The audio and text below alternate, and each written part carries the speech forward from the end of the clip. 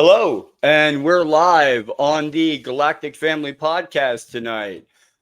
Tonight on the Galactic Family, we welcome a true visionary in science and exploration. Dr. Andrew Morgan is a pioneering researcher whose work bridges marine science, advanced physics, UAP investigations, and future technologies.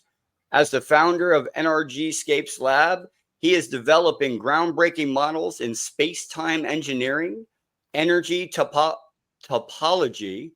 you'll get that eventually, and field harmonics research that may finally explain the extraordinary performance of these UAPs.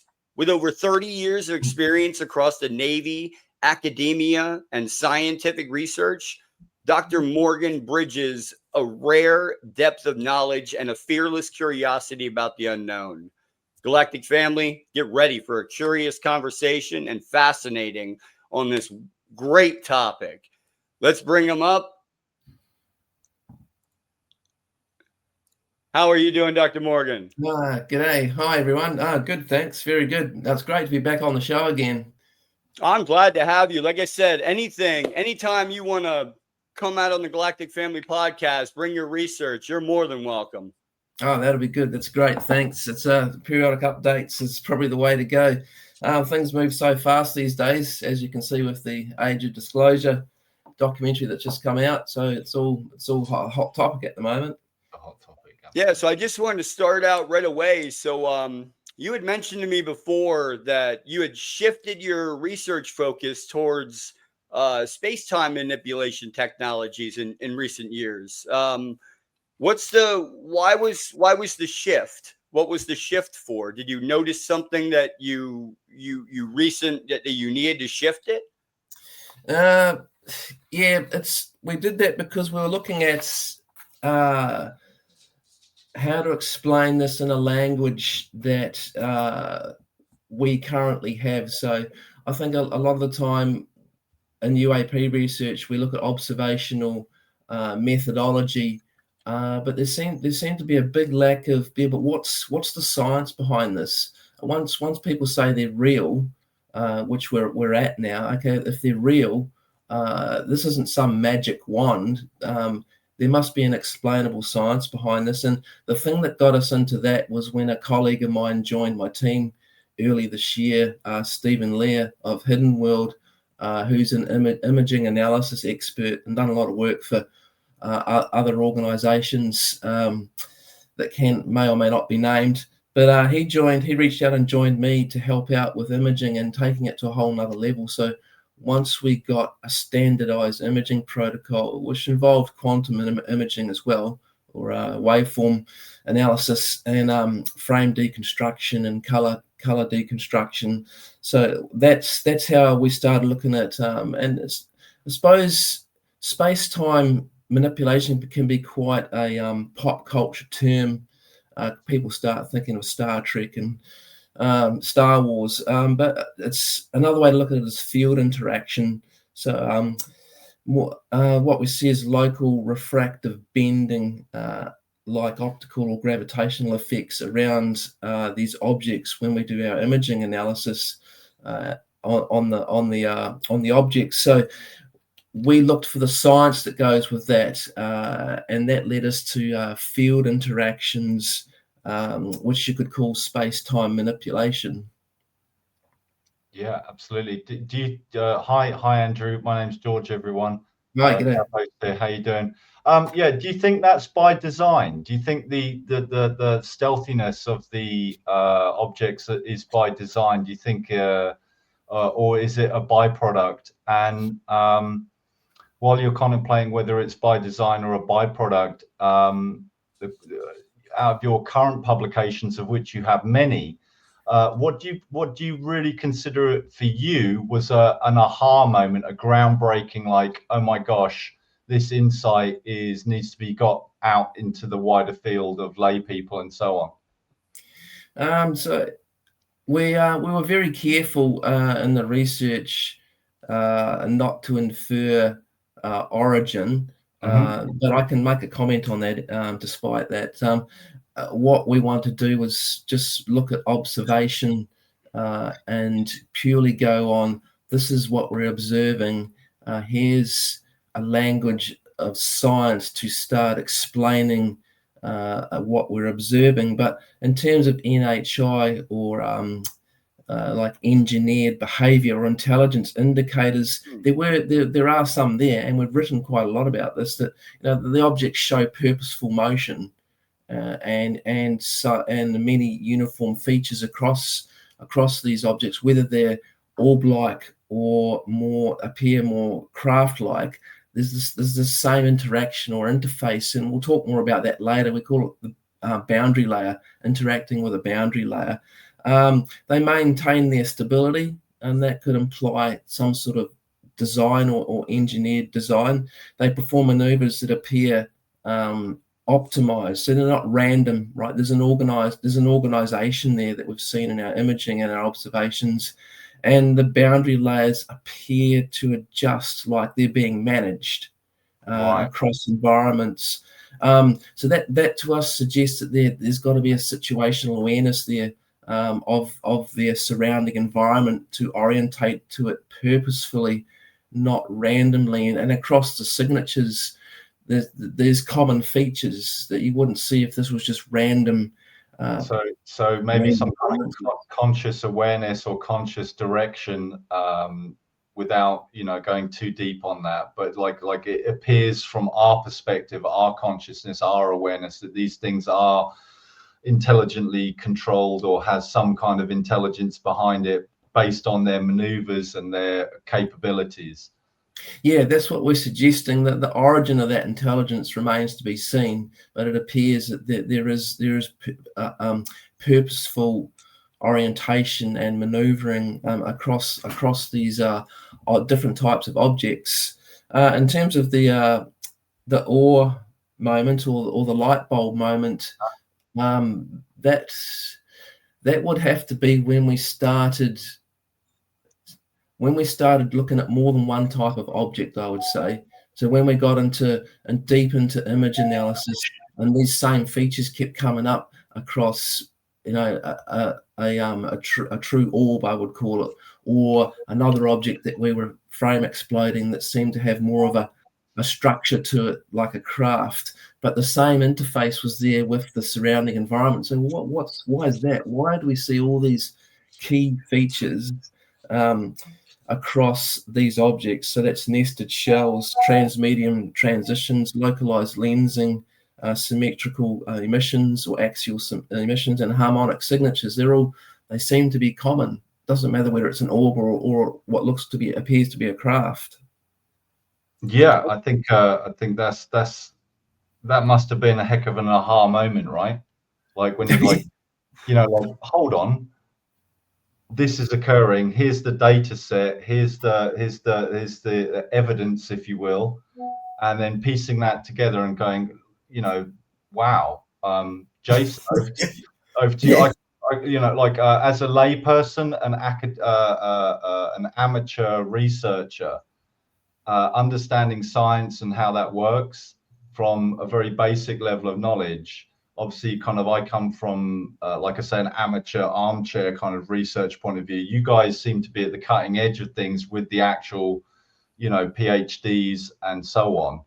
And when I speak to, I've had a couple of interactions with doctors and so forth, and it fascinates me that, to have those aha moments, I wouldn't say eureka moments, but aha moments that lead down the line of inquiry.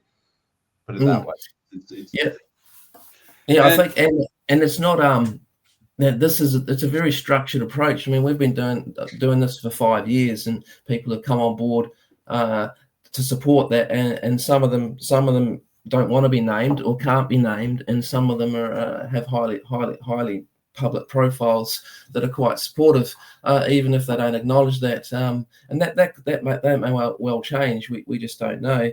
The problem's always been funding, though, especially academic institutes are just starting to attract interest as with this subject being legitimate, because these things are being real.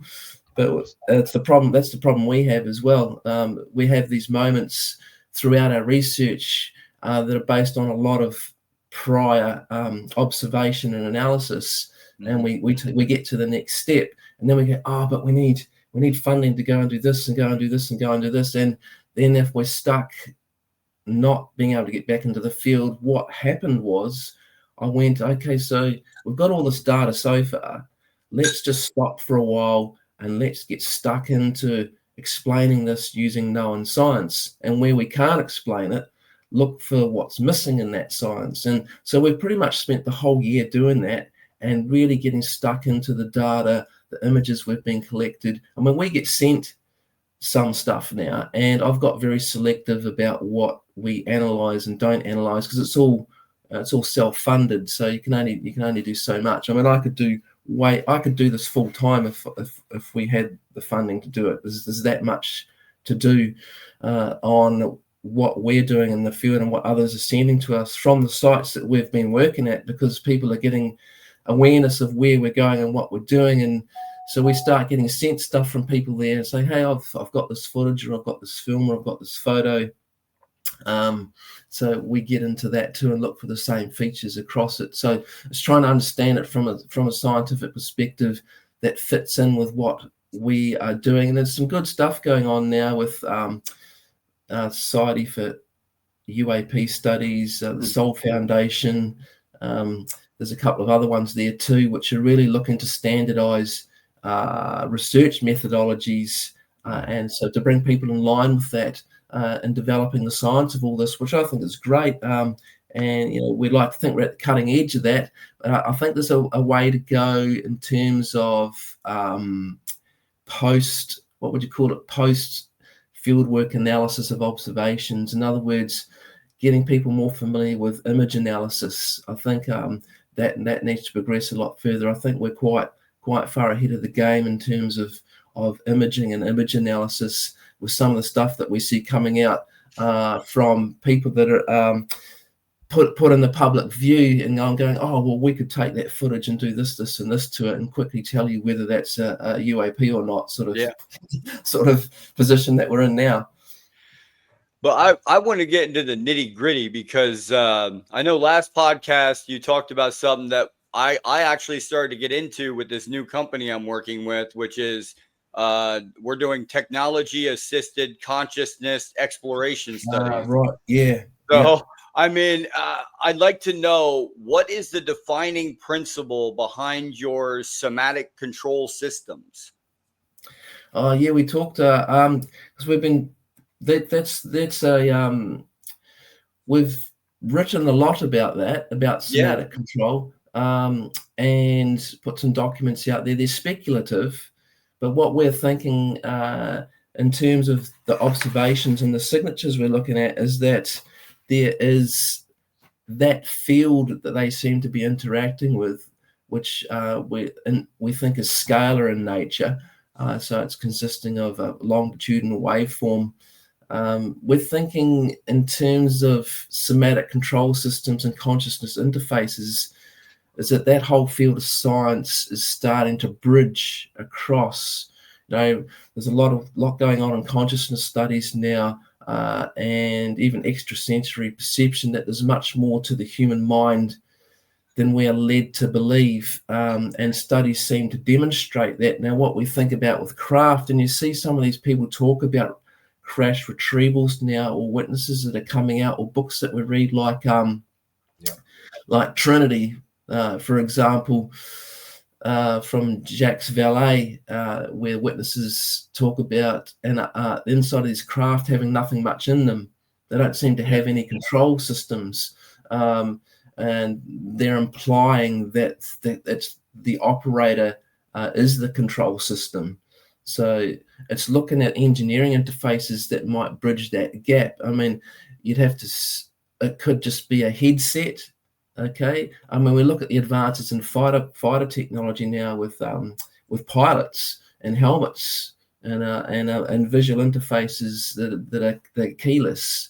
They're using holographic keyboards and things like that. So stuff too, yeah. So what's the next step forward from there with mind airframe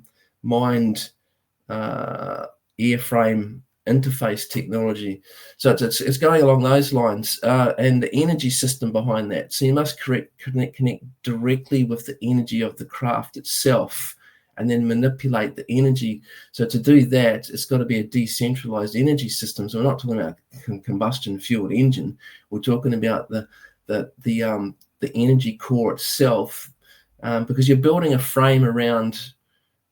It's not really a craft when you get to that. You're building a room around an energy that can transit across space and time. So you must be able to have a device that you're hooked up to as a neural interface that connects with the energy of the craft itself, so that what you think becomes action, and then you can manipulate the energy of the craft, and then that leads to orientation and direction.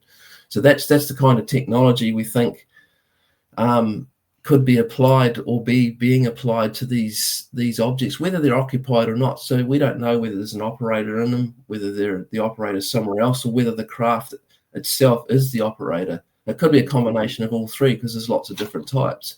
But it seems to be the same. We're speculating that it's all the same thing when it comes to how these objects operate. Yeah. I think just like on picking up on that last point, I've got a slide in front of me which is talking about operator-linked consciousness interface, neural tuning with fieldcraft harmonics.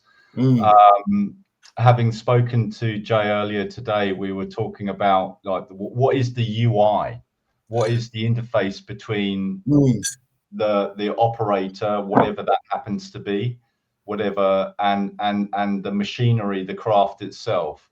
I understand that kind of like, you know, what you've just described there as a line of you know, novel technologies or over the horizon technologies could be viewed as, you know, groundbreaking in itself. You know, we talk about people may be aware of, obviously, Elon Musk's Neuralink.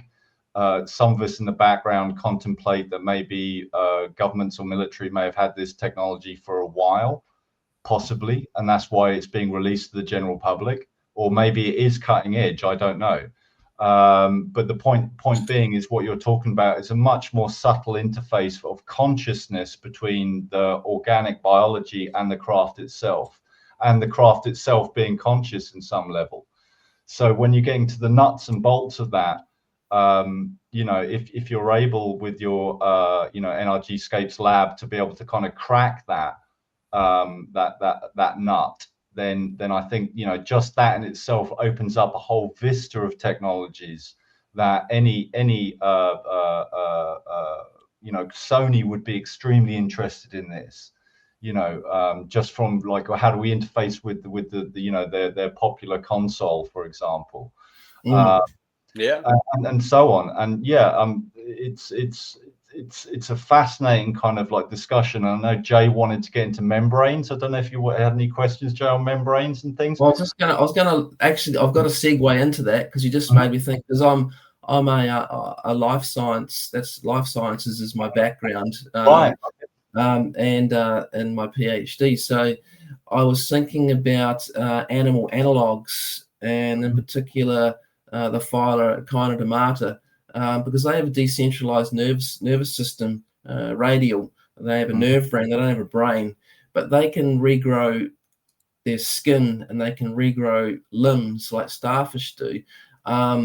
And essentially because they have a nerve ring, and then every cell, and they have their nervous system is such that every cell is like a brain. So there's no coordination between what we have, which is our central nervous system, and the rest of their body. It's all decentralized, and they just have this nerve ring in the center of their body, and then everything else goes off that. So it's not like they have this central core of information processing. So in terms of skin biomimetics and analogies to having some sort of AI or consciousness interface, there's some great animal analogs out there that do this biologically, and that might be a good segue into some of the systems or structures we've been looking into that can link neural control with craft design. So, do the somatic control systems require biological feedback, like from us? Is it an energy? Is it like it's a like us? It's a wave. It's do they require biological feedback for the somatic control systems? Yeah, because I think we're talking about using our senses to drive the object or the craft. So you're getting feedback control from, say, it's a biomimetic skin that's picking up field interactions around it, and then the operator is also feeling that, which enables you to exert control, orientation, and direction, because you're sensing what the craft is sensing, so you can tell it to go this way, that way, and through this interface technology with the craft interacting with the field around it.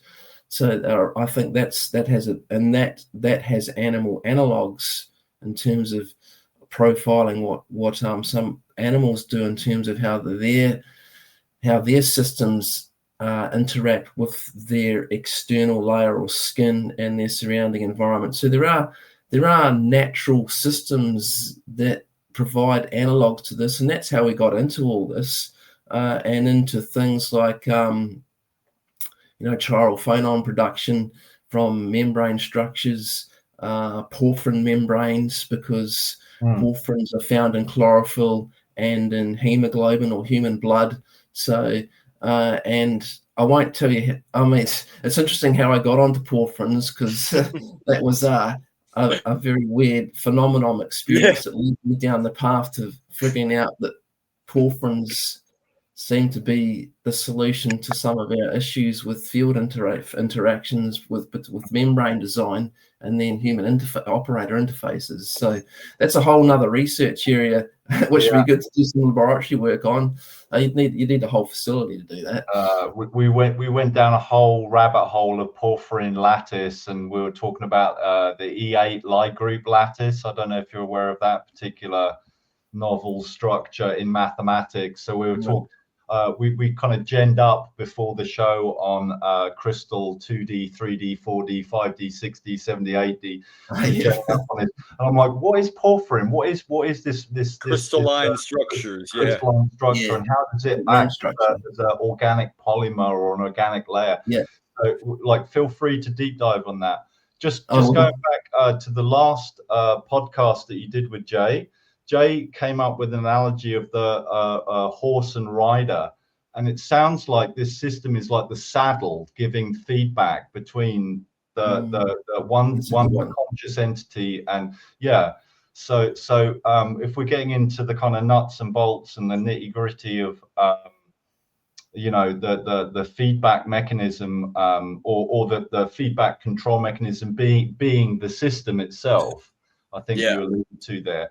Then at some point, this kind of saddle interface or chair or whatever you want to imagine it could be is fascinating. So how it kind of like melds with the biologics, the organics, the entities that are piloting these things, presumably we, until we've seen, but certainly people like David Grush and so on have come out and said, yes, biologics were recovered, alluding to the fact that we've recovered these physical entities who are piloting these things. Your research and your kind of line of inquiry is absolutely fascinating for me as an individual. Absolutely.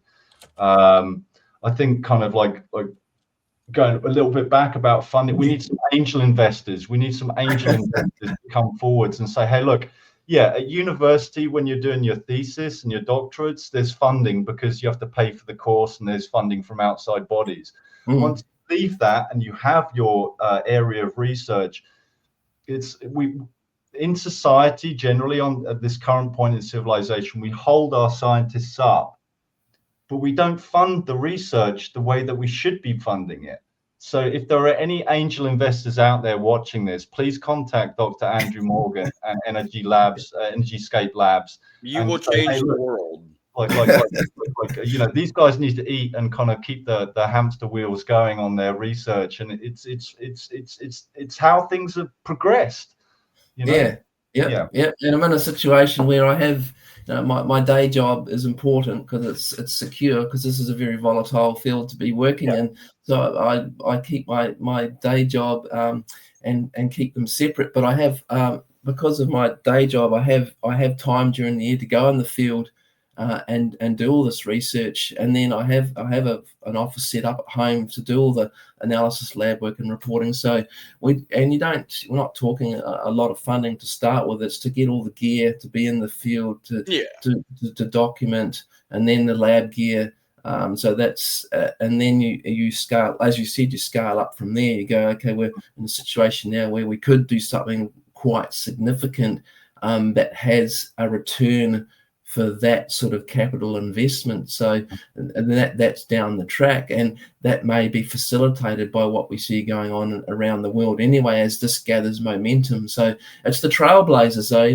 We're trailblazers. We're taking the hit. We're self-funded. We're doing this all ourselves. We refuse to follow the 95% of everyone else. We're saying no. We're going to do this. We're going to find out what the science is.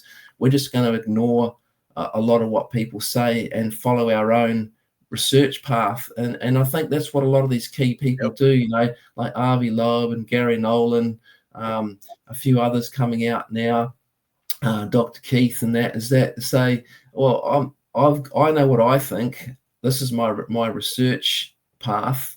I'm just going to stick to it, because we've had we could have gone off the rails and gone down blind alleys and other avenues that people seem to think are topical on that, and in terms of explaining away things. And I've sat there with my small team and said, no, I don't think that's how it works at all. I'm just gonna keep going the way we're going. And I've had people contact me from that can't be talked about or named, and said, just keep doing what you're doing, because you're following a path we think is the way to go.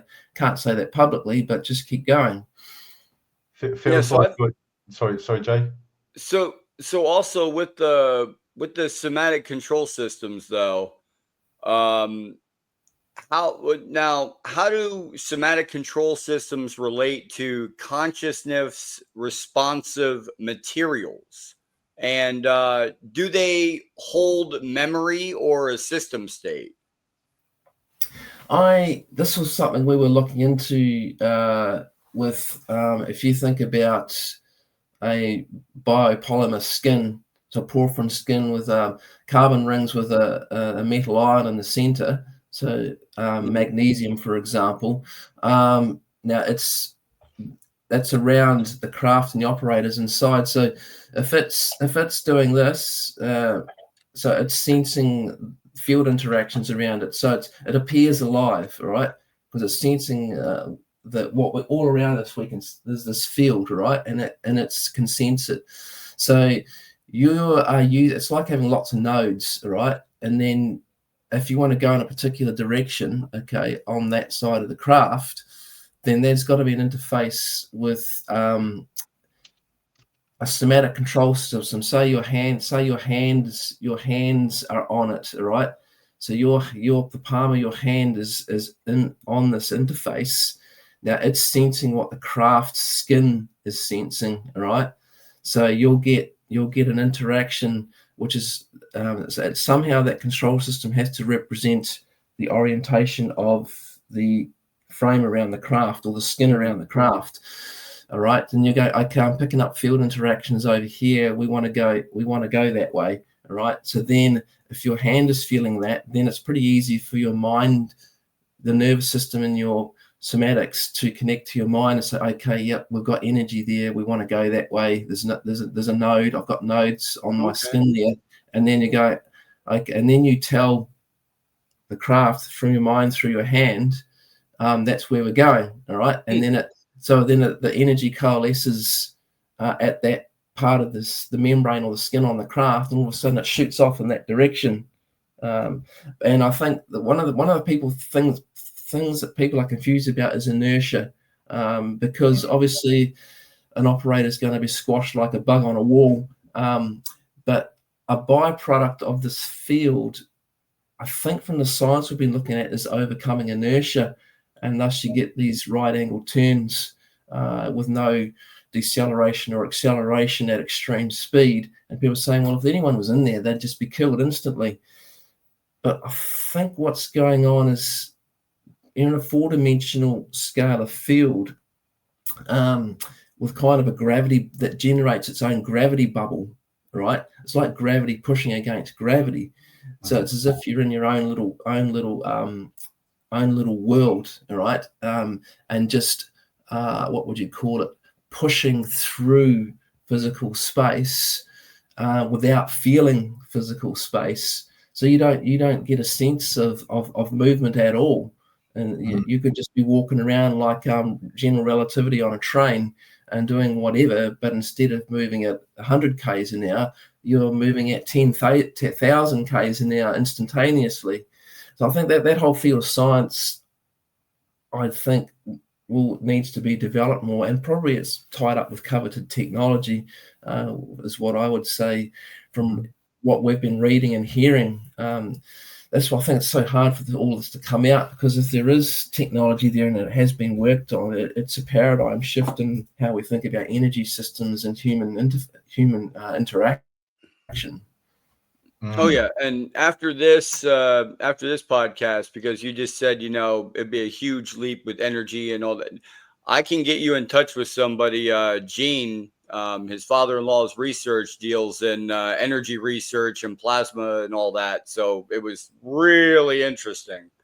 Yeah, because you're not constructing the traditional like airframe for helicopters or planes. You're making a skin to wrap around a control system that interfaces with it. So it's a completely different way of thinking about what a craft is and how it interacts with the environment, and that's where you get that whole transmedium thing. Because if you use this kind of technology, it doesn't matter whether it's air, water, or space. It's going to interface exactly the same way. I want to say a breakaway technology, I believe, from, or not a breakaway, but a mundane version of the membrane on a ship would be the stealth craft, because isn't the skin of the craft have some type of metamaterials on the outside that deflect radar beams and stuff outwards? Isn't that kind of like what we're like, nano and metamaterials? And it's a step down from your research, but your research is like the step up when you have the actual somatic control that you can move with your mind. Yeah, and it's the differential there with modern radar evasion technology is that those airframes have low profiles and not many angles. Same on warships now. Warships, they've encased the conning towers and the communication systems and all that to reduce the profile, because radar bounces off objects, and the more angles and recesses and superstructure you have, the more radar signature you get. So a lot of that's just normal evasion technology, where you reduce the profile of the craft or the ship, so it doesn't reflect such a big signature. But then the other side of that is cloaking technology, where you're trying to become invisible.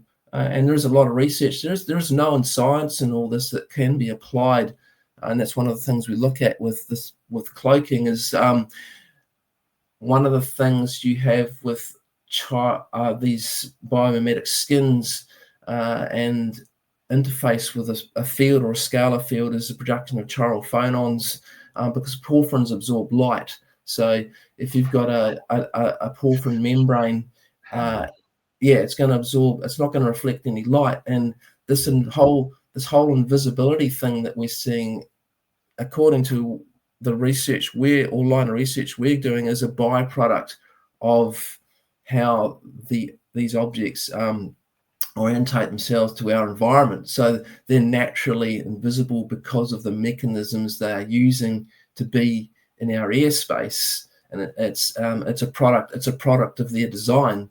Whether it's intentional or not, I don't know, but that seems to be the way from our observation, that seems to be what's going on. It's they absorb all light because of the structure that surrounds them. George? Wow. Yeah. I mean, like, again, speaking as a lay armchair wannabe scientist, microwaves existed before we could measure them. Once we could measure them, we could manipulate them. As far as I'm aware, the Grace 1 and Grace 2 and LIGO satellites are measuring gravimetric differentiation on the planet. So that means there are certain localized areas on the planet with more gravity or less gravity. Now we're beginning to measure this and have sensors or the ability to measure. Judging by previous science, if we can measure, we'll be able to manipulate. So there's potentially the movement forwards with gravitational control. And then talking about the porphyrin membranes. I mean, it springs to mind octopuses that can just absorb light, these kind of like biometric type of structures. It's fascinating research that you're doing, and yeah, I think like, just from my armchair research, and again, I'm not an academic at all. I just, some words I understand, some words I have to Google, to be honest with you. But yeah, it's great stuff. I'm just trying to, like, moving on. Jay, do you reckon we go into porphyrin membranes, or do you want to integration? Yeah, we can go into porphyrin membranes or wherever you want to take it. Yeah, I mean, maybe like for the viewer and us as well, we're viewing and listening. What is a porphyrin membrane, and what inspired the design, and how do they function in this kind of interaction as the saddle in the system? Yeah, that came from looking at nature's analogs. So they're a type of carbon ring with a metal ion in its center, like magnesium or iron, for example. So chlorophyll, maybe magnetite, or in cells, maybe. Chlorophyll and hemoglobin. So in your blood, the porphyrin membrane is hemoglobin, because you got the iron in a porphyrin ring or a carbon ring, and then in chlorophyll, okay, magnesium. So that's your nature's analog, right? But you can synthesize these membranes and put your own metal ion in this carbon ring. As long as it has the same molecular structure, then you can manufacture those membranes yourselves as carbon. As synthetically, and put your own metal ion. And now the key is the metal, all right? So yes, it's a biological membrane, but it's the metal in the center of the carbon ring and the number of free electrons around the carbon ring that make it conductive. And the whole thing is it has to be able to conduct energy or electricity, all right? And a lot of it. And then that's what happens. It becomes a whole skin, right, of carbon rings with lots of free electrons and a metal ion in the center of every carbon ring. So you got billions of them. Now the thing is, according to what we're looking at, is this three-dimensional, or is this? Yeah, it's got to be layered. So you have a layer across the craft, then you have an interface like a lipid or some sort of fatty tissue, and then you have another porphyrin layer, right? It's like a solar panel, sort of, between two layers, right. And then that allows you to conduct and manipulate current between the two layers. Then you feed it. Then you feed it the energy, right? So this is where we get into, okay, so how is it getting the energy? Because people talk about these craft needing so much energy to do what they do that they must have a nuclear reactor or something. But I'm saying, well, no, maybe they get their energy externally, interfacing with this field around us, so that 0-point energy or free energy. And to do that, you need a membrane that is going to pick up and harness that energy, distribute it, and be able to be controlled. So you talk about a conducting rod that concentrates the energy that's coming in, pushes it up through the craft, out through the top, across the membrane, and then that membrane is biological and synthetic with a number of layers that then gives you the ability to start manipulating it, right? Every one of those carbon rings is producing longitudinal waves, right? Because porphyrins produce chiral phonons when they're fed a current, all right? So they're scalar waves. And it's the ability of these membranes to produce these chiral phonons or scalar waves that allows it to couple with or interact with the surrounding field, because everything vibrates, right? So we're surrounded by scalar waves. We just can't see them because all particles vibrate, therefore they produce phonons or scalar waves, right? And scalar waves travel faster than light from wave propagation.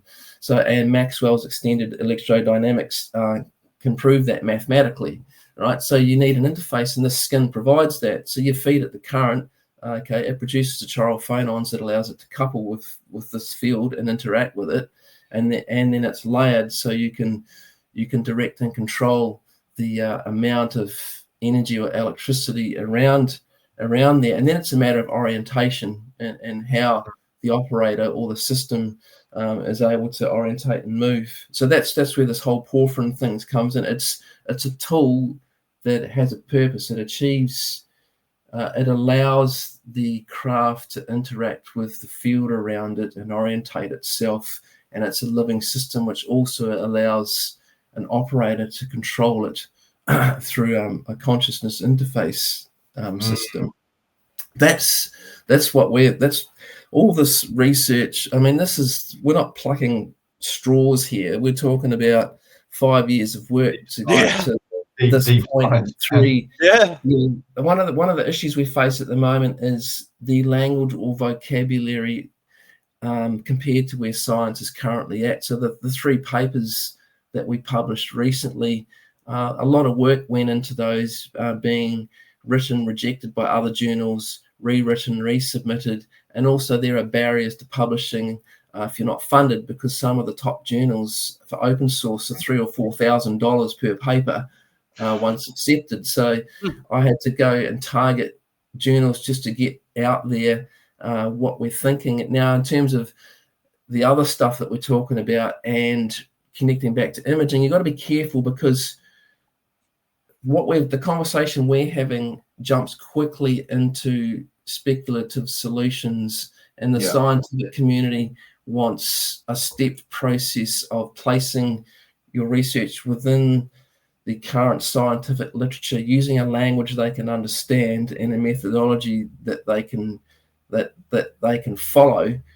So when we move into what we're talking about in terms of engineering, that's more a technology focus at a like a white paper level in a company. So I've had these conversations with academics. It says you've got to be careful. These are company and business conversations about engineering solutions. In terms of academics, that's unacceptable, because we want a published paper that builds on existing knowledge. So I'm stuck between a rock and a hard place. I think Jay, the image slide that I put up earlier is kind of on this point. Can I bring this in? Yeah, go ahead. Okay, no worries. This is these are like key technologies. And obviously we've just the third one down on the left, we've covered to some extent the porphyrin lattice crystalline membranes, but drawing our attention to the image on the left hand side, we can see how the topics we've been talking so far interact. I don't know if you want to walk us through this slide a little bit. Please. So if you look, I'll look at the image on the left, because that's exactly what we've been talking about. So right at the top there, the scalar field layer, that's just exactly what we're talking about, interacting with the surrounding environment, and the lattice layer at the top there. It's being able to produce the same, essentially you're mimicking the field environment on a skin. And you need the correct kind of skin to do that, to allow the coupling to occur. And that's where porphyrins come in with chiral phonon production, and the distribution of an electrical field through that porphyrin layered membrane, which is what you can see there with your matrix layer. You've got at least three layers there, two are porphyrin, one's lipid. Now we think you probably only need two layers, porphyrin layers with a lipid layer in between, and that made me think of solar panels and how they conduct electricity as well. So you're essentially putting a kind of a living solar panel across your entire craft membrane. That's why in science fiction movies you see these science fiction craft that have all these structures going all over them and all that sort of stuff, but in reality that wouldn't work, because you need smooth flat surfaces for living membranes to work. So the less angles the better. So you've got this whole smooth craft. It doesn't matter what size it is, but to achieve superluminal travel coupled with a field, overcome inertia, you can't have all these angles and things poking and sticking out, because you can't have a living membrane over that. It's not. So we can have the saucer section of the Enterprise covered in a membrane, but we can't have all these other sticking out. Exactly, it wouldn't work, because you'd disrupt the field, and then you just wouldn't go anywhere. So that's the whole point. And then down SRMS at the bottom there, scalar resonant mobility system, that's really the whole stack. So that's the whole stack, and then at the bottom is the interface with the control module, which is the controller. Now, the underneath the power system, the power system is still debatable, because people are saying, well, it needs a nuclear powered core to generate. So what happens if you drop out? If you drop out of this field, like you see objects in the sky, they still sit there hovering and overcoming inertia. So, but they're not. They have to be generating a power to do that, and you can't have a giant nuclear reactor in there that's doing all this. They must still be pulling energy from an external field and using some sort of drive system to control that. And our observations seem to suggest something like that might be going on, because we talk about symmetrical axial emissions as a common feature, like a spinning vortex. All right, it seems to suck in whatever's around it, and it's got some sort of indexed valving or clocking. So that power system is a very interesting field of research to be in, and probably one that's people are keeping very quiet about if they are working on crash retrieval technology, because everything else above that, you could develop and test all that, but it's the interface or the power system underlying all that, that's really important, because you've got to, do you need to feed the system energy to get the system going, or can the system start itself totally externally? Because if you look at the orbs we've been imaging, they seem to have a nucleated core that self-assembles, right, and just gets the energy from the surrounding environment. It doesn't start with any. But the thing is that nucleated core facilitating that by having its own energy to start with, or is it just pulling in layers around it and then self-assembling? So that whole stack there is a result of all those ideas and all that research and imaging analysis into a simple picture like that. And somebody made a movie that just came out that it looks similar to what you're saying. Okay, I have no idea how this is possible right now. Okay, but I'll just put it out there right now and look at it. Like, you can see it right here. It's an actual thing that is like that pulls stuff into it, pulls the lightning into it. It's a new movie that came out called The Lightning Code. That's interesting. Just came out too. It said, and I watched the movie, and they say that, like, when the kid turns it on, right, he said that what it's doing is it is pulling energy from the vacuum, and you see all these particles going into this machine and building up energy into these battery packs that it's able to store. It sounds a bit like Tesla's Tesla's work. No, it's that's interesting to see that. It's kind of there's some analogies there. It's that the moment you said that, it seemed a bit too linear to me.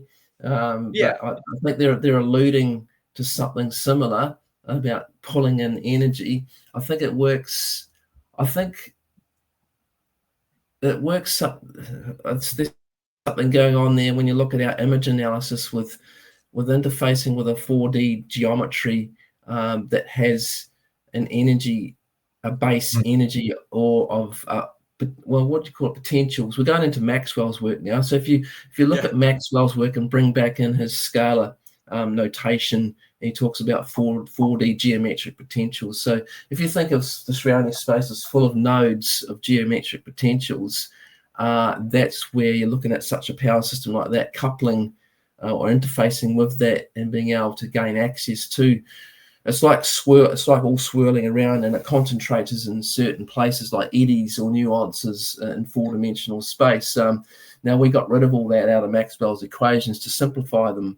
But if you bring them back in, then you bring back in different types of scalar waves, and that sort of theory starts to become tangible, and then it can be connected to some of those sort of engineering designs that we're talking about and that you're seeing coming out of movies. And perhaps these movies are starting to get more, realistic in terms of what this is that surrounds us. I mean, people are talking about the vacuum energy, 0 point energy. Because those terms have become kind of part of culture or pop culture as well, I find that people throw them around without really saying what they are. Whereas our approach is to use the language of science to talk about and follow more, from people like Maxwell through to application, and I try and avoid those terms, and I'd rather just almost have verbal diarrhea and try and explain it scientifically without using those terms and relate it to our observations. Yeah. There was a news report on the 16th, 15th, 16th of November about being able to touch objects before we physically make contact. I don't know if you saw those reports at all. I can, I don't. Jay, can I bring up a screen here? Yeah, and are you talking about the skull experiments where they were touching objects with energy fields? This is science. So let me, if it's okay, just to bring this in. I think I can share my screen. I don't know how to. Wrong one. Slides and PDFs, extra camera, video file. I've not done this before. I'm new to this, Andrew. I'm so sorry. Okay, so keep learning. Okay, I'm learning. Okay, here we go. Exploring tactile perception for object localization. Okay, this is the abstract, and then if I present, so I'll bring that in here at the stage. Okay, so this is the paper by IEEE publisher, and localization of buried objects in granular material. Effectively, what this study is saying is that, like you're explaining with the porphyrin membranes being able to sense things before, like that interplay. So coming back down to our level, the ability to sense objects before we physically make contact with them, so our body can already adjust our positioning to then be able to handle them. The other one here is, I don't know if I can bring. That's what I was going to ask too. With porphyrin membranes, are they like, will the somatic control system, is it going to be simultaneously, or is there going to be a let me see what I have here. What exactly was the question? Give me a second. It's this one here. So stop screen. Okay. Where is it? Where's my question? Stop screen. Okay. Presenter invite. Image. No, shit. Don't swear. Dead air. That's right. That's right. Yeah. This is what the news articles. So the page I've just shown is the scientific paper behind these articles. Right. But yeah, basically a sixth sense that you can see. Whether it's quantum in nature, I don't know. Whether it's down to our magnetite in our lipid cells, in our cell structure itself, similar to as you're explaining with the membranes, I'm not sure. But this is relatively current, and maybe ties in part with your work potentially as well. I'm not 100% sure, but it's an interesting notion that we don't need to necessarily rely on our physical contact to contact sense of touch to be able to sense our touch. Right? That's what I was going to ask. How sensitive are they to intention or directed thought in the membrane? That's something that would have to be tested in the lab, and that's you could print these skins in the lab, but you don't know what it will be yet until it's tested. Like you'd have to test all that in the lab to do that. But bearing in mind, because thought just came to mind about that skin orientating to its environment, and I didn't explain how do you know where you want to go. So I want to go to Phobos at Mars, the moon, Phobos, right? If you've got no control systems, how do you get there? And they're saying, well, you just think about it and you're there. There's a little bit more to it than that, because I think if you look at four-space geometric potentials as in Maxwell's quaternion notation, now if that implies that four-dimensional space is nodal or has eddies and swirls of energy concentrations they call nodes, that implies that coordinate geometry can be used to identify by the intensity of concentration of those nodes where they are in space and physical space, because there's a connection there. So you could couple. That's why we talk about the interface and the thought of going to somewhere like Phobos has to be, like you said, has to be linked with, it still has to be navigated. So you have to be able to orientate yourselves. Otherwise, you're going to go to the middle of nowhere in the middle of space randomly. So you can have the power there and the energy to do all this, but it's the direction of it that's key with consciousness interface. So, like you said, that we can feel something before we feel it. The same sort of principle applies with an interface with a membrane technology like this, is that the membrane can sense where energy nodes are. Now you need a navigation system that can coordinate those nodes and then jump between them, right? Out, and because it's universal. So we look at it's kind of like it's kind of like the one movie that is, or series that has come out. If anybody wants to watch that, it's called The Foundation. And when they get to the big ship and everything, you find that the energy control systems and navigation systems are actually like hardwired into like a brain of a person.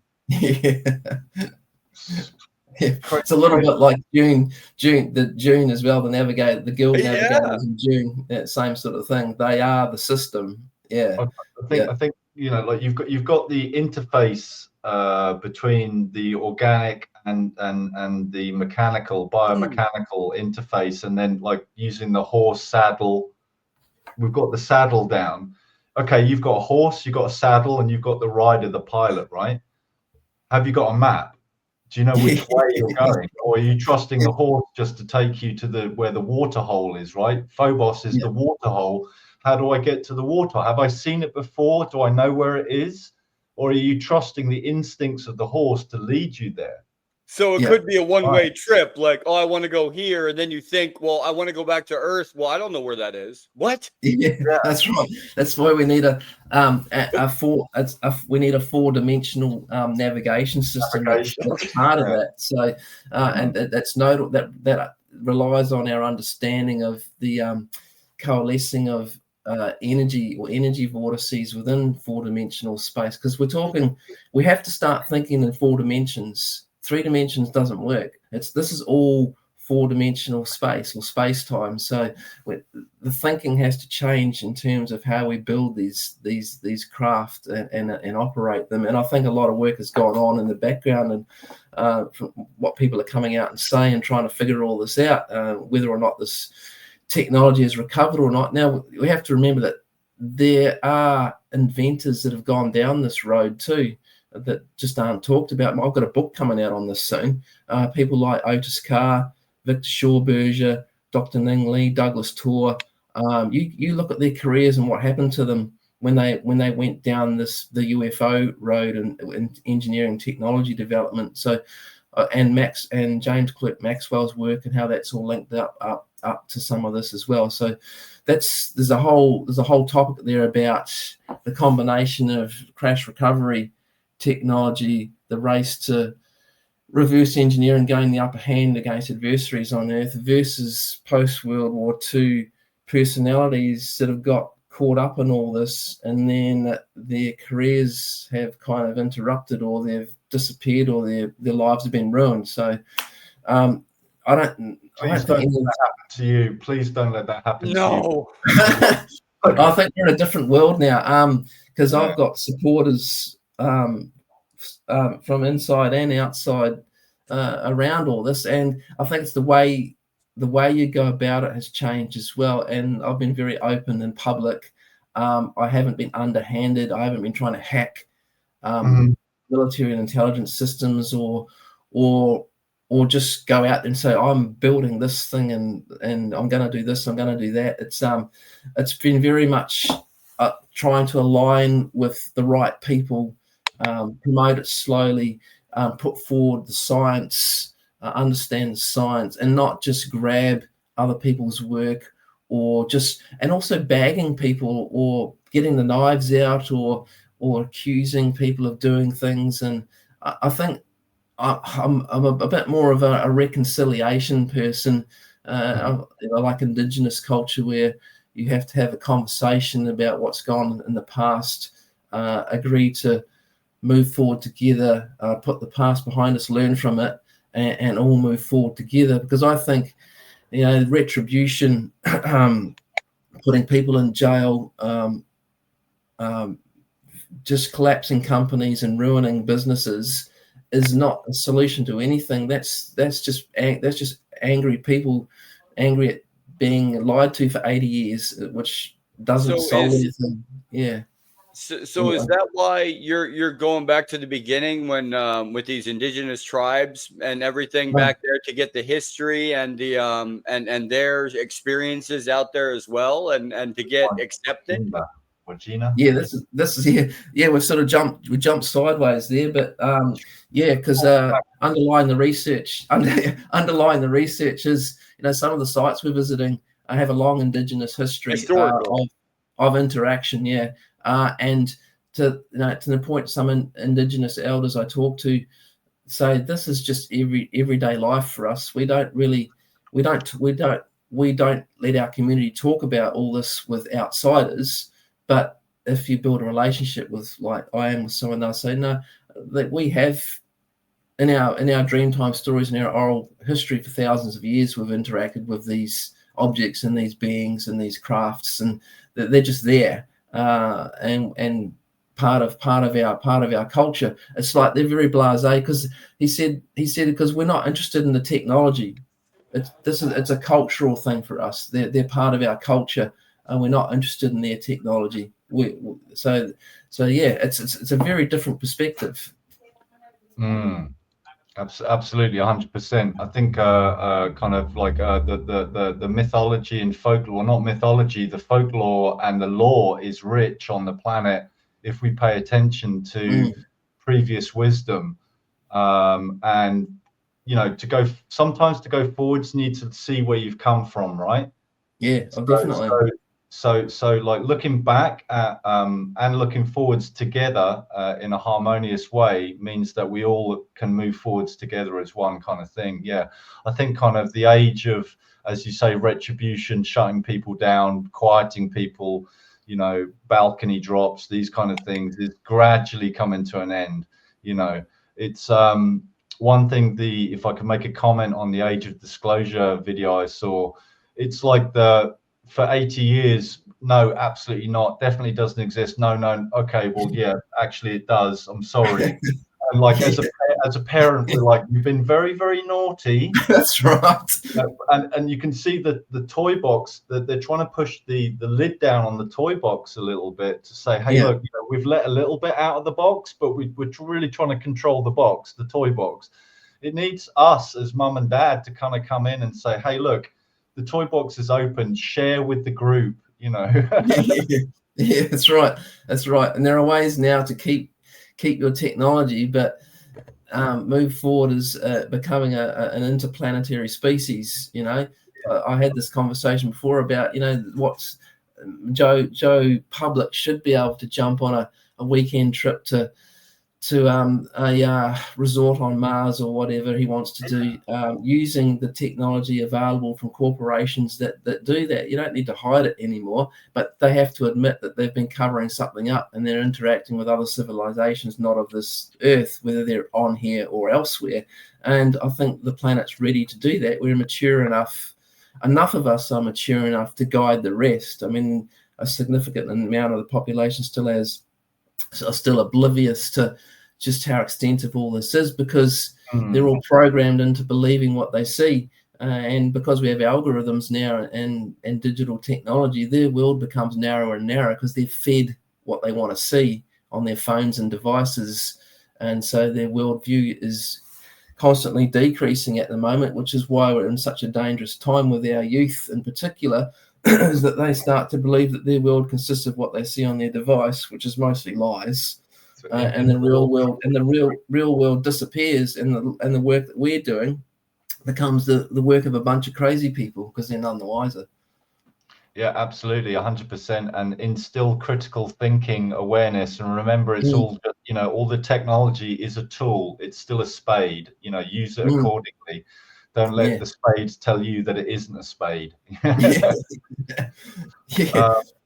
Personally, I think his technology is the next era beyond electronics, Neuralink, and AI. Yeah, I think it's merging together, isn't it? It's converging. It's going to coalesce or merge together. But in saying that, being back on track it's the research to get there, funded or otherwise, because we've identified a lot of stuff going on in our technical documents and publications, and what we need now is more data. So getting back to those sites, using the methodologies we've developed in the lab, which helps us refine our field work, and getting the instrumentation to do that at a much more rigorous level too. To even things like increased frame rates, hyperspectral, and then your frequency analysis. So it's getting and from multiple perspectives as well, and that'll cost money and time. So we can, yes, we can take any image or UAP image or video from the public or otherwise, apply imaging techniques now in the lab and say, here's a UAP, definitely XYZ features. We know all the common features across them. We can identify them from our imaging analysis now. But it's getting back in the field and getting our own data as well. And also once we get enough data, starting to model that statistically as well. So we've got a pipeline now and a methodology that's standardized for object analysis in the lab. We've got some methodologies in the field. To marry those up now is the equipment, okay, to get the degree of rigor we want, so it's repeatable, not just measurable, but repeatable, and then start to apply data analytics to it as well. So we can start to feed in our imaging analysis results into a database, and then we can start to mine it using data analytics and corroborate even more the signature analysis or signature profiling that we've come up with, that we've published on. So, and it was good. It was good to go through the process of publishing and placing the work within the scientific community as a starting point with the literature review, a short communication letter, and another analysis paper there on the literature. So we could pull historically together unrelated, what seemingly appears to be unrelated areas of science into a single analysis and go, well, actually, we've already got the language to explain all this. It's in the literature. You're just not looking for it because we're so concerned with identifying and classifying UAPs that no one's looking at the science and the language of the science behind it all, which is already written, and pulling it in. You know, with what I talked about with nested shells and layers and gravitational lensing and axial emissions and harmonic signatures. That language is all there. There's one you just brought up there as well with animal analogs and signature interpretation, the cube and the sphere, UFO and harmonic signatures and vibration resonance. That language is all there. It's just not being applied in a consistent way in the scientific community yet. I think because they've had to get past step over the line and say, well, these objects are real, all right? Therefore, the reality we think we live in is incorrect. So we're past that now, and things are well on the way academically and going down that path. And it's just a matter of continuing that. And for us, it's trying to stay ahead of the game. And to do that, publishing was key, and taking the time to place the work within the scientific community is hard work. I mean, I've got other papers in review looking at trying to publish our methodology for our imaging analysis and applying it to objects. Now, that's a difficult one as well, because not only because some journals are thousands of dollars to publish in, but also even journal reviewers themselves may not be in the right mindset to accept the fact that we're applying physics and science to anomalous phenomena, because the reviewer then has to go, well, these things are real. So it's a mindset thing as well, and also the way we pitch it academically too, in terms of writing papers, is a whole process of rejection, review, resubmission, rethinking how we frame our work as well. So that's the academic side of it, but it's really important, right? Because if you want to get traction and credibility, you can't just be, unless you're in a company that's funding commercialization or the engineering side of it, like I was talking about. If you're trying to bridge that with the scientific community, like I am, I'm stuck in the middle of all this between two parties, the technology side of it, which finds it fascinating, and the academic side of it, which is only just starting to admit this is all real. Publishing is a real challenge. I've got a question lined up, Jay. Can I go a question from the list? Okay. Yep, go ahead. This is the idea that, hypothesis goes to theoretical physics, goes to physics, and then ends up in engineering. And like you say, it feels like you're caught between two worlds of the academic theoretical physics. They want to push the knowledge boundary, but you're saying, hey, look, we've already got this hardware, we've already got this system in place, we can engineer now, right? So with that in mind, where are we? If you could build, Dr. Andrew, if you could build a demonstrator, small scale demonstrator today, which phenomena would you attempt to replicate, or would you want to kind of investigate experimentally?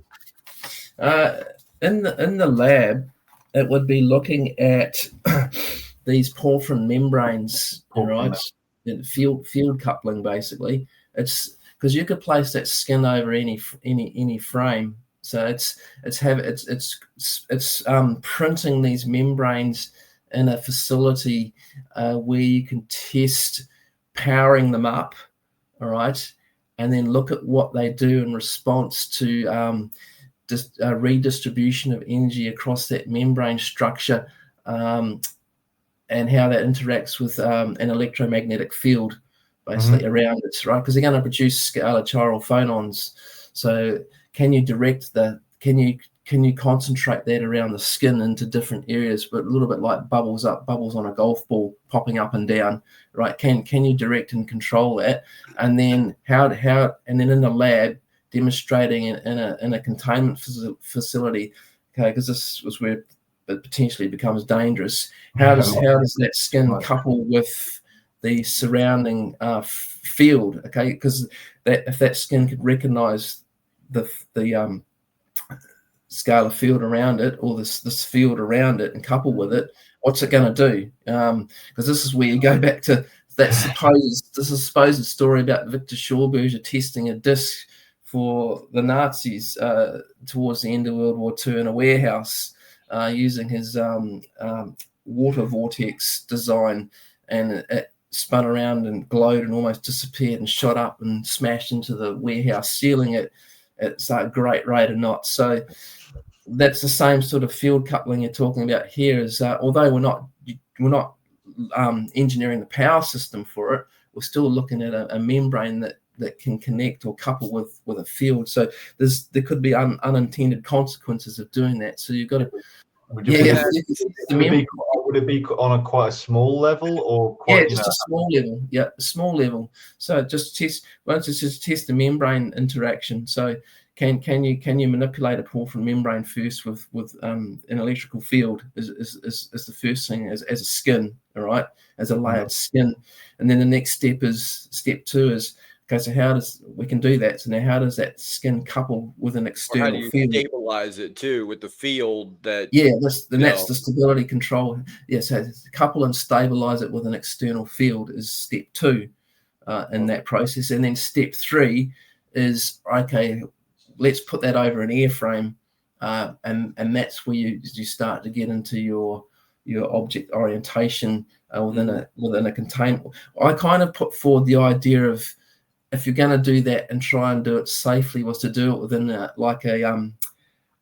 reversed Faraday cage, where you're trying to keep something inside contained, not protect it from the outside, to control the energy interaction that's going to result from that. And I think this has probably all been played with by those that don't want to be named anyway, and that I get the feeling that none of this is new, but it's just more in the public domain.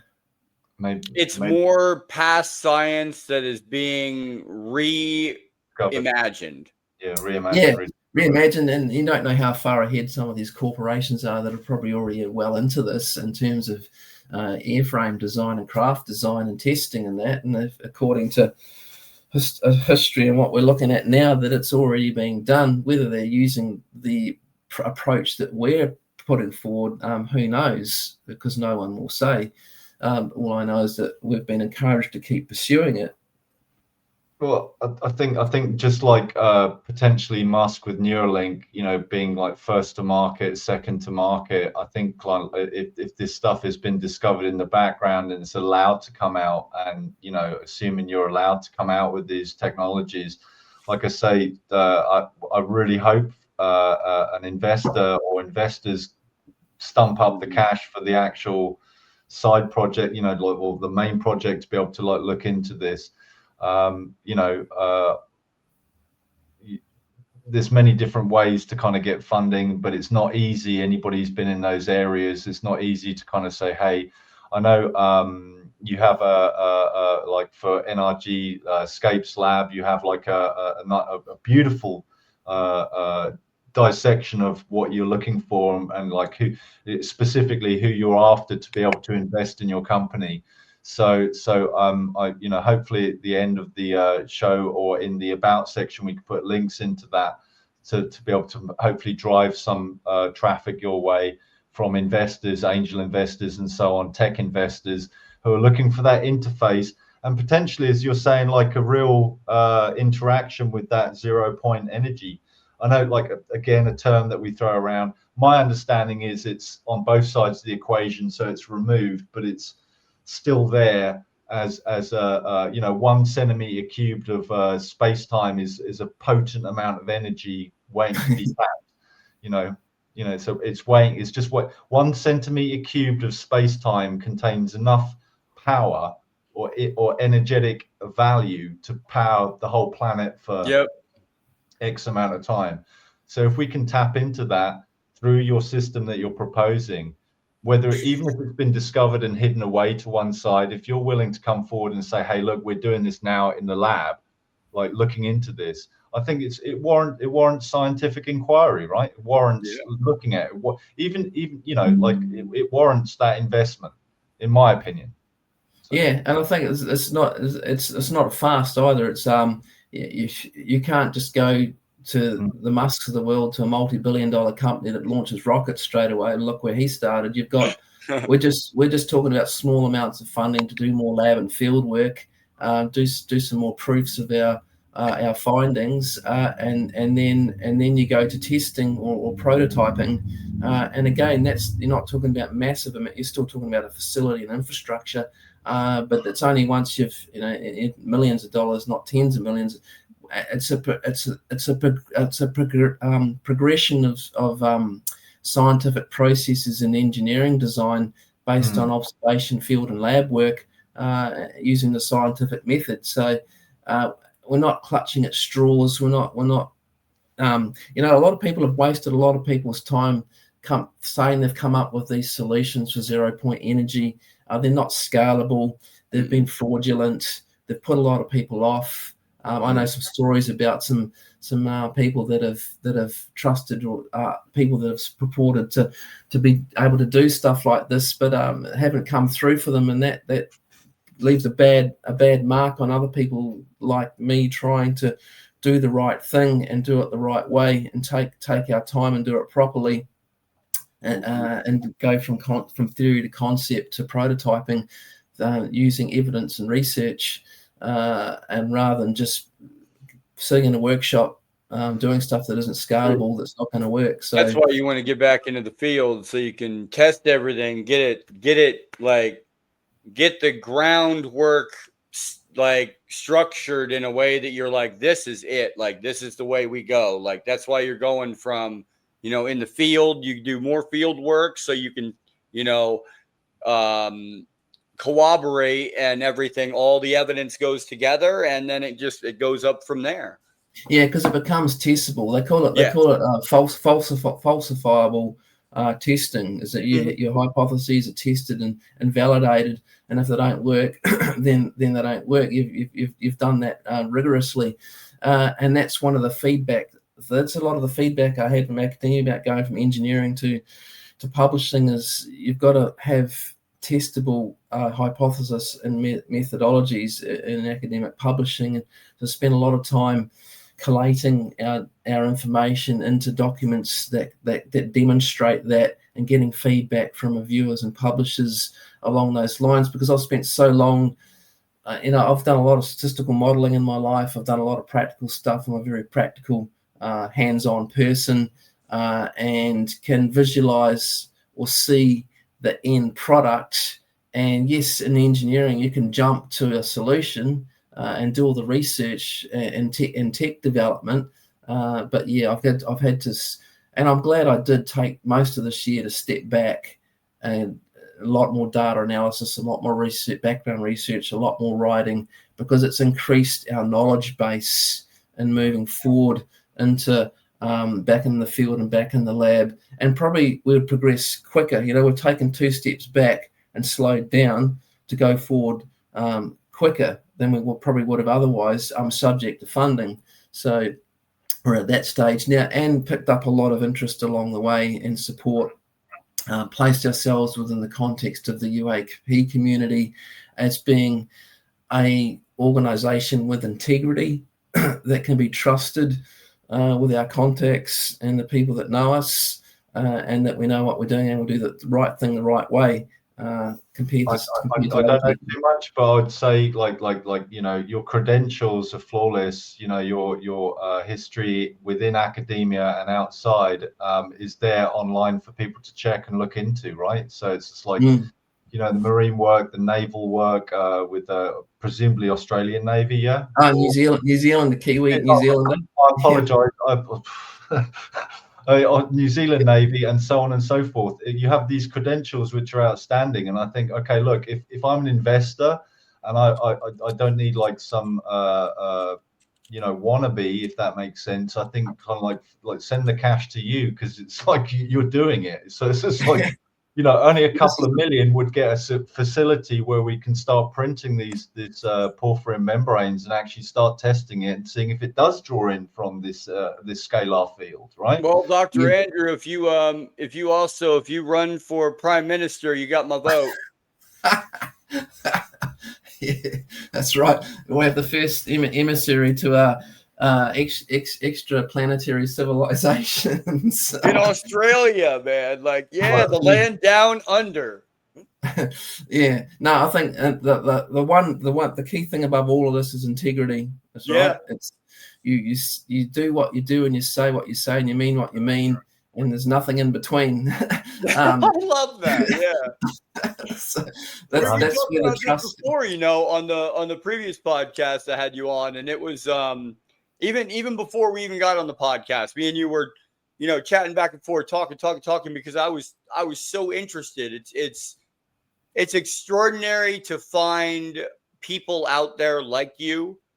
There's not very many that come out with research and say, here it is, scrutinize it all you want. I can repeat this all you want. Well, that's what I thought to go public, because you start out as a nobody, but 5, 6 years ago when I was writing my novel series and got into all this because I'm a lifetime experiencer, but then I thought I'm going to figure this all out myself. I said I'm sick of all this stuff going on and no one knows what's right or wrong and who's lying and who's doing what. So I'm just going to figure it out myself. And so that's what I've done ever since. Is I've gone down this track and I've stuck to it and said, no, I'm still going to follow that line of thought.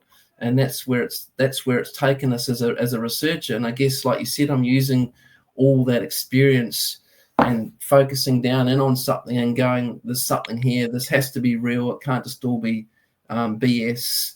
And then along the way, a lot has happened, and a lot of good stuff as well. Like you said, the frustration is once you're recognized as credible within your field, is moving to the next stage, which is being a funded, credible organization that can carry on a lot of great work. I think I'm reminded of the recent transient objects by Dr. Beatrice Villarreal. Oh, taking that step, kind of going, okay, look, science is a tool for decoding. We can use this tool as a lens to decode what we don't understand. So we don't understand this. Let's use the lens of science to try and decode it, which is what it's designed to do.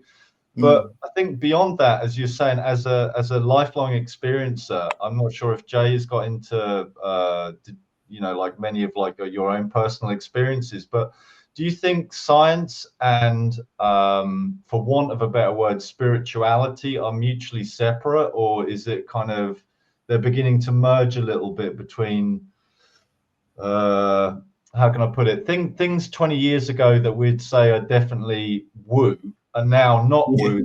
They're on the kind of like we know kind of what they are. So I was thinking about this earlier. My old mathematics teacher said working from the known to the unknown. And so as we look into the unknown moving forwards, we're working from what we do know, and we're pushing the boundaries of that map moving forwards, which science is obviously right there as a tool to be able to do that. I don't know if you have any kind of like personal beliefs outside of science, or how that kind of affects the science that you are doing within this. I know you have like a mainline job, and then this is kind of like you're hoping to get some investment to kind of further it because it's an area that insanely interests you. But I think kind of having that experience yourself, and then growing up, and then presumably went through some things, and then kind of going into academia, going into science, but getting your PhD and working in life sciences, and what little I know, is there a driving force behind that? Is it just a thirst for like, hey, this has happened to me, nobody can give me the answer, so I'm going to figure it out? Yeah, it is a bit of that, because I've grown up having very unusual experiences, which I wrote a book on it, Shadows Another Life. Documents my whole journey up till up till several years ago, and I still document what goes on with me as well. I might write another book on that. But that influences my curiosity, because I've always had an insane curiosity for understanding the world around me. And as an older adult now, going back in my life and looking at these unusual things and why they happen to me, and writing about it as well. And that all seems connected. And yeah, you're right about the spirituality. They're all different sides of the same coin: religion, spirituality, science, that have been separated by humans, probably on purpose, to separate us from division from what really goes on. And that's why I always go back to First Nations people, because they've always resisted that. Science and spirit to them are one, connected to consciousness.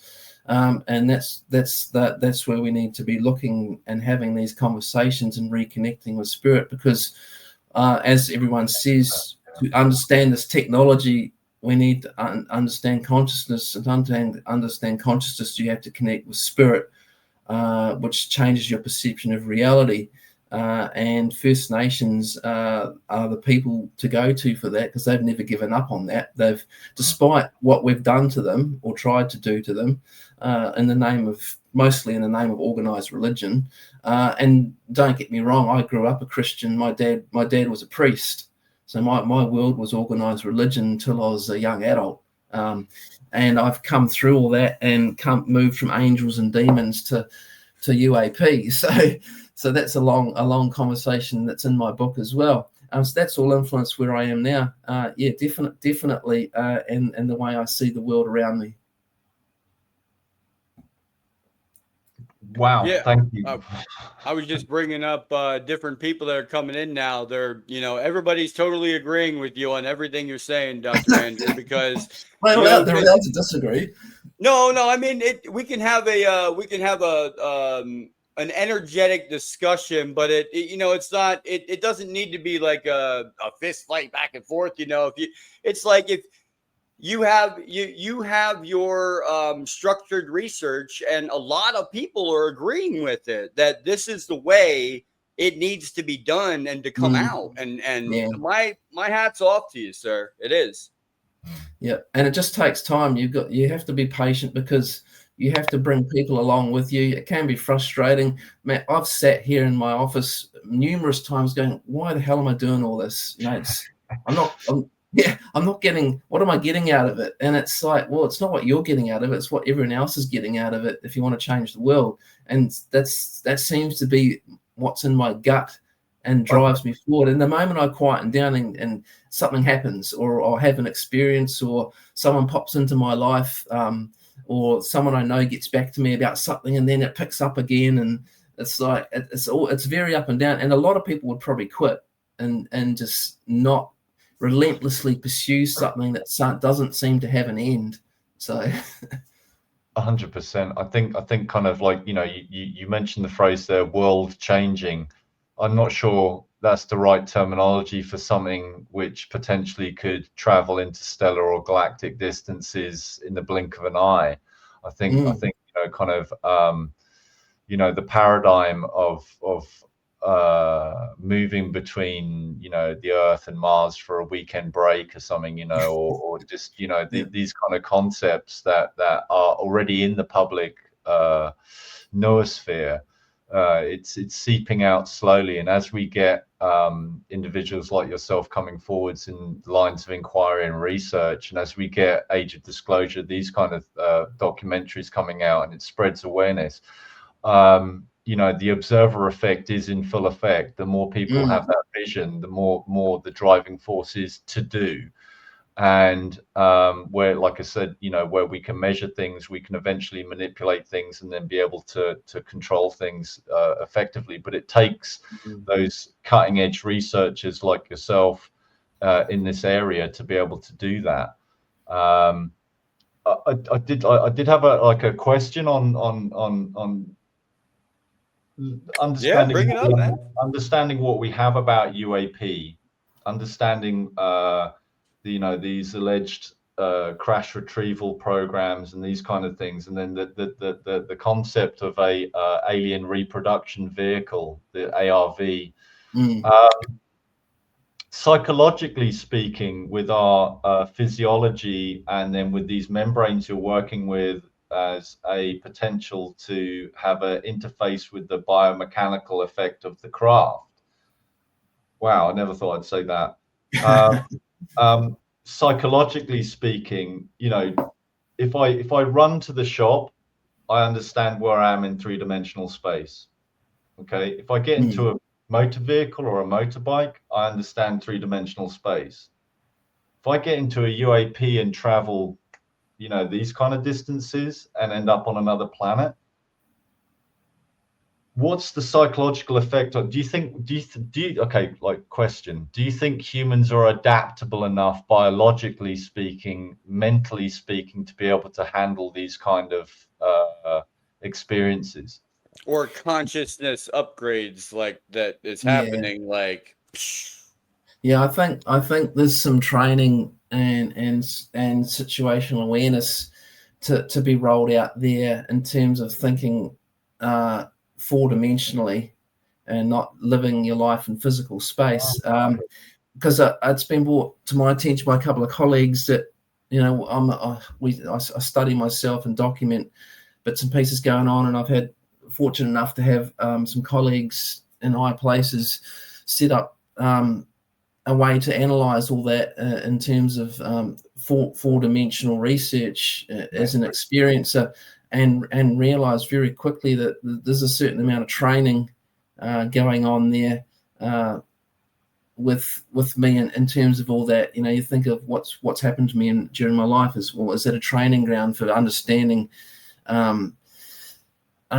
being outside of physical space and how to be comfortable with that, like you said, with making jumps or hyperspace jumps or whatever you want to call it, and you're in another place in the solar system within an hour or so, and the disorientation around all that, because it looks great on Star Trek, but how does that happen? Affect the pilot, right? How does it actually happen? How does that actually affect when you pop out and all of a sudden you're orbiting Mars, and an hour ago you were on the ground on Earth? There's got to be a certain degree of disorientation there cognitively that has to be trained or overcome, and I'm sure that can be with we've got good simulation tools now to get people to, and that has to happen. There has to be an academy for going off planet. I mean, I'm thinking of like memory. Star Trek. You can't just dump people in space. You have to be trained to do it. Yeah, I'm thinking of like memory fog. Like if you do it so many times, you could like possibly damage a nerve or damage a neuron or what. Yeah, it's the shock. It's the nervous shock to your system that could flip people into psychosis. So it's like any other military training program. I've been in the military. You're conditioned to what you're going to be exposed to, and it's just exactly the same situation. You're going up into space. Okay, here's the training program. You've got a year, and they'll dump you into simulations. They'll disorientate you. They'll make you think you've jumped to different places using simulation tools and all that. And exactly the same. You're trained to do it. So when you do it for real, it's you. Yes, there's a little bit of a shock there, but your body and your system is not going to go into a nervous breakdown. Because your body has adapted to it by going through the virtual aspects of it in a consciousness way. Yeah, in a simulated way. Yeah, it's more about your mind. Like this is all about your mind. It's like you can train your body to adapt to different environments physically, but it's the mental, cognitive side of the disorientation of being interdimensional or four-dimensional and jumping across space and time and not having to travel to get there. It's I don't think you could just do that. Like you couldn't right now just take me as say I wasn't an experiencer and hadn't done all these weird things or been exposed to them during my life. You just took an everyday person that's asleep, as they call it, and then you put them in a craft and drop them in orbit above Mars. What do you think is going to happen? I think they're just going to lose it and crawl into a corner and curl up and cry. So it's Like as an experiment, I wonder if that's even occurred already, right? Well, we have to know what the worst case scenario is. I've read some documents about what certain people did historically that may or may not have happened. So yeah, interesting. Yeah, absolutely. I think kind of thinking about traveling in space and time. I think the remote viewing concept can come into this, and I think like innately in our mind's eye we can see locations or places in space-time, and maybe that perception or that perceptive quality is then transferred to through the membrane to the machinery, and then you appear in those locations, right? So that connects up with the science behind nodal coupling and the engineering side of what I was talking about in four-dimensional space, and back to Maxwell's work.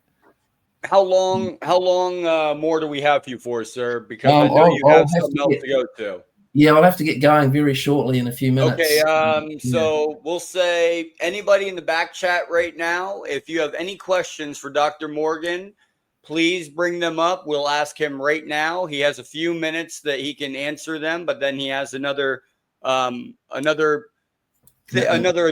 that he has to attend to today. He's a very busy man and making research happen. I've got places to be on this earth doing other things. Places to be, orbs to look at. Like what's the next one? What's next for you?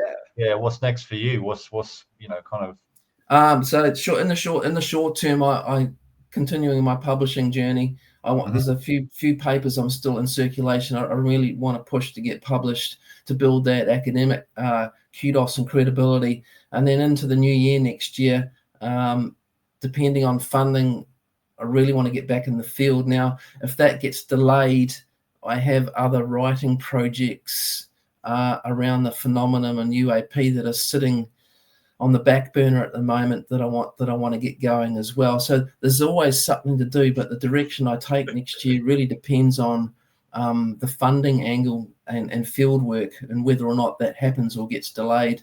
But short-term academic publishing, mid-term back in the field, and or some other writing projects on UAP. If I was the head of an angel investor or investment firm looking to invest in your business, what's the best way of contacting you or getting hold of you? It'll be through. You can either direct message me through my LinkedIn profile, or you can use my email, which is cdoc71@gmail.com. So SEADOC71. But I'm quite up with the socials. So a LinkedIn message that's the platform I use mostly, will get to me pretty quick, whereas I don't always check emails consistently. Yeah. Okay. So through LinkedIn, Dr. Andrew Morgan, founder, owner of NRG Scapes Lab, an email address. If you backtrack a couple of seconds, you'll get that there. Although it may be a bit of time to get through. And we've got one question actually that came out through the audience, so then we'll take that. Awesome question. Yeah. Here you go. What does he think about fungal computing or biocomputers? I think that's a thing that we need to keep an eye on. Oh, that's like the mycelial network. Yeah, the mycelial network. Because can you build a membrane with a mycelial network around it? Well, that's another one of nature's analogs to porphyrin membranes. The trouble with the fungal network as a living membrane is is that a survivable membrane in extreme hostile environments?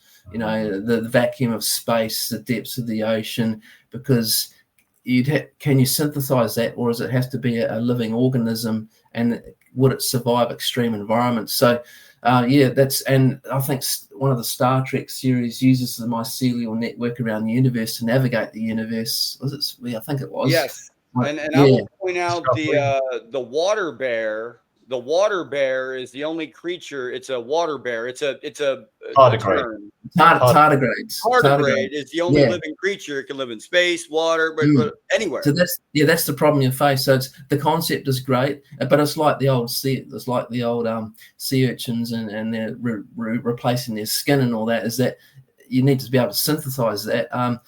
There was a series called Farscape. The Farscape series where that organism was alive and could be in hyperspace, but I don't know if you could replicate that with living tissue. That's the problem.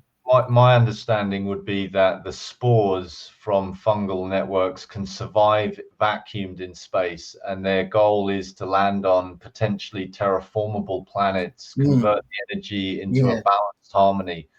So it's that kind of panspermia idea.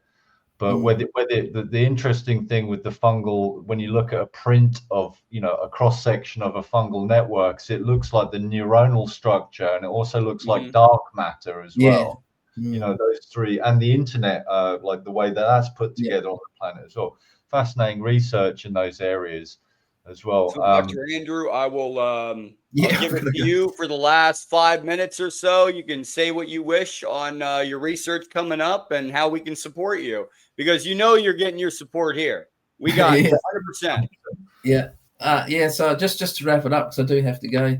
So we've published three papers, and we've got some more project work in terms of image analysis sitting in the pipeline to do, and leading into Christmas we'll probably slow down a bit, of course, Christmas cheer, Christmas spirit, and continue with our writing projects. A couple of my colleagues that are involved in all this are also looking at funding avenues, so very much at the moment talking to a few people about pursuing funding, which we've been for quite a while, to continue our work in the field. So that's about it at the moment, because the Christmas holidays is coming up soon, so things will quieten down a little bit.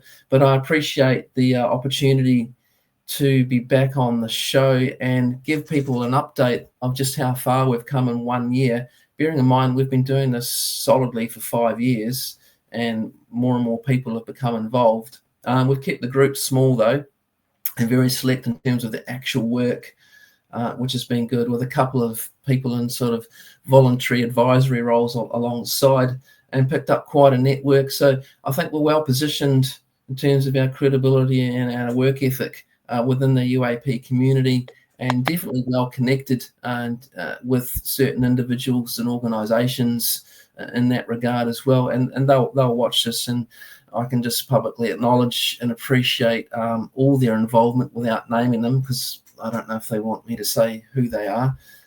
Some of them people know, some of them people don't. But thanks to those people as well for their ongoing support quietly in the background, and all those that are publicly supporting us as well. And we hope that we can bring value to that support into the future as all this evolves as well around the world, with what people can see is going on more and more in the public domain. And we've got that track record now of not just being a one-hit wonder and coming and going, and being committed to the cause across a range of different workflows and opportunities too, and with the likes of yourselves. And just these conversations that we have are brilliant as well, and trying to translate what we're doing into something that's accessible to the public, to get them, or almost hold people's hand in a nice way and bring them forward. And like you said, we're not about retribution. We're about having a conversation. The Indigenous people call it truth telling, right, and reconciliation, and moving forward together. And that's where we sit in terms of our ethics as well. So thank you again for everything, and I hope give you another update, down the track a little bit. And great to meet you, and thank you for making my second co-host show absolutely like a marvel. I've got so much to take away. I've got so much to kind of like contemplate. Jay?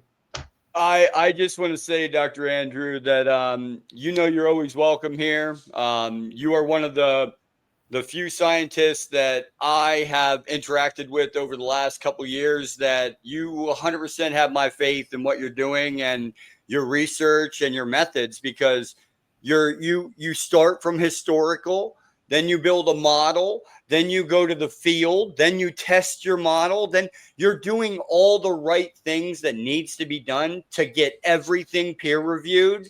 And it's amazing. Keep up the great work, sir. Please. Cheers. Thanks, guys. No worries. All right, we'll talk soon. Have a great afternoon, right? Or Yeah, morning. it's coming up. Morning. Yeah, great morning. You guys have a great night. All right. All right. Have a good one, sir. Yeah. See you guys later. Ciao, ciao.